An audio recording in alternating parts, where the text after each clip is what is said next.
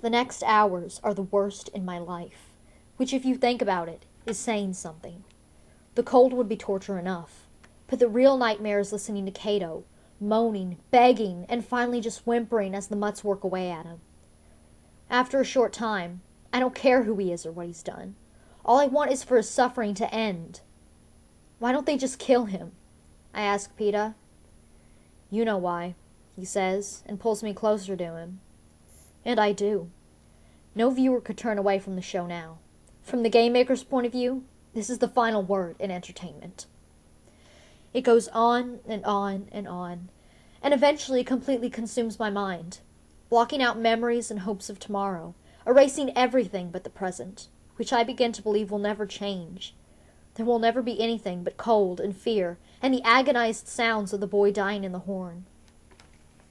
Peeta begins to doze off now, and each time he does, I find myself yelling his name louder and louder, because if he goes and dies on me now, I know I'll completely go insane. He's fighting it, probably more for me than for him, and it's hard because unconsciousness would be its own form of escape, but the adrenaline pumping through my body would never allow me to follow him, so I can't let him go. I just can't. The only indication of the passage of time lies in the heavens, the subtle shift of the moon. So Peeta begins pointing it out to me, insisting I acknowledge its progress, and sometimes, for just a moment, I feel a flicker of hope before the agony of the night engulfs me again. Finally, I hear him whisper that the sun is rising. I open my eyes and find the stars fading in the pale light of dawn. I can see, too, how bloodless Peeta's face has become, how little time he has left, and I know I have to get him back to the capital. Still, no cannon is fired. I press my good ear against the horn and can just make out Cato's voice. I think he's closer now. Katniss, can you shoot him? Peeta asks. If he's near the mouth, I may be able to take him out. It would be an act of mercy at this point. My last arrow's in your tourniquet, I say. Make it count, says Peeta, unzipping his jacket, letting me loose. So I free the arrow, tying the tourniquet back as tightly as my frozen fingers can manage. I rub my hands together, trying to regain circulation. When I crawl to the lip of the horn and hang over the edge, I feel Peeta's hands grip me for support. It takes a few moments to find Cato in the dim light, in the blood. Then the raw hunk of meat that used to be my enemy makes a sound, and I know where his mouth is. And I think the word he's trying to say is, please. Pity, not vengeance, sends my arrow flying into his skull. Peeta pulls me back up, bow in hand, quiver empty. Did you get him? He whispers. The cannon fires an answer. Then we won, Katniss, he says hollowly. Hooray for us. I get out. But there's no joy of victory in my voice. A hole opens in the plain, and as if on cue, the remaining mutts bound into it, disappearing as the earth closes above them. We wait, for the hovercraft to take Cato's remains, for the trumpets of victory that should follow, but nothing happens. Hey! I shout into the air. What's going on? The only response is the chatter of waking birds. Maybe it's the body. Maybe we have to move away from it, says Peeta. I try to remember. Do you have to distance yourself from the Jed tribute on the final kill? My brain is too muddled to be sure, but what else could be the reason for the delay? Okay, think you can make it to the lake? I ask. Think I better try, says Peeta. We inch down to the tail of the horn and fall to the ground. If the stiffness in my limbs is this bad, how can Peeta even move? I rise first, swinging and bending my arms and legs, until I think I can help him up. Somehow we make it back to the lake. I scoop up a handful of cold water for Peeta and bring a second to my lips. A mockingjay gives the long, low whistle, and tears of relief fill my eyes as the hovercraft appears and takes Cato's body away. Now they will take us. Now we can go home. But again, there's no response. What are they waiting for? Says Peeta weakly. Between the loss of the tourniquet and the effort it took to get to the lake, his wound is opened up again. I don't know, I say. Whatever the holdup is, I can't watch him lose any more blood. I get up to find a stick, but almost immediately come across the arrow that bounced off Cato's body armor. It will do as well as the other arrow. As I stoop to pick it up, Claudius Templesmith's voice booms into the arena. Greetings to the final contestants of the 74th Hunger Games! The earlier revision has been revoked. Closer examination of the rule book has disclosed that only one winner may be allowed, he says. Good luck, and may the odds be ever in your favor. There's a small burst of static, and then nothing more. I stare at Peeta in disbelief as the truth sinks in. They never intended to let us both live. This has all been devised by the game makers to guarantee the most dramatic showdown in history, and like a fool, I bought into it.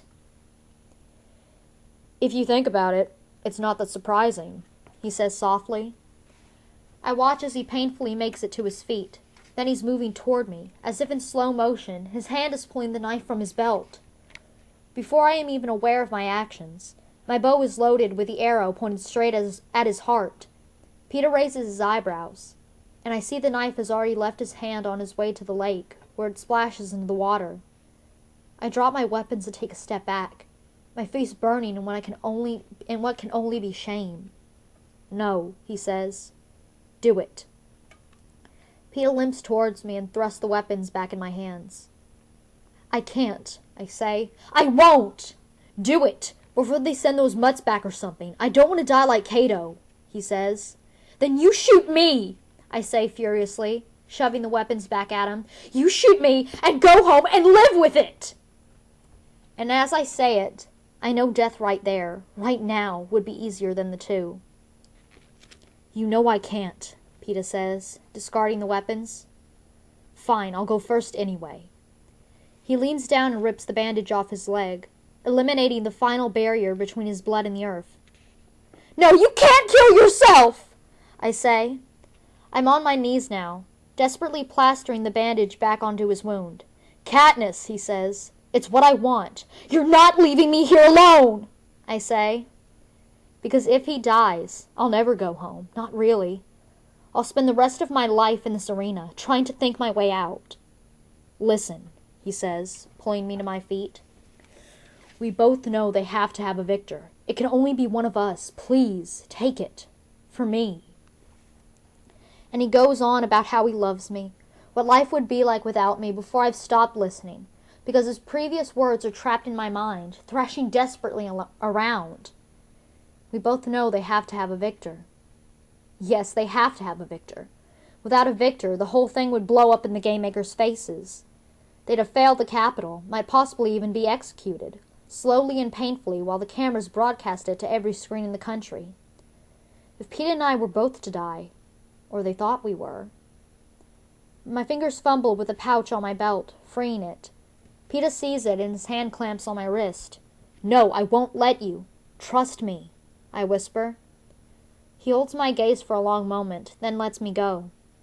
I loosen the top of the pouch and pour a few spoonfuls of berries into his palm. Then I fill my own. On the count of 3, Peeta leans down and kisses me once, very gently.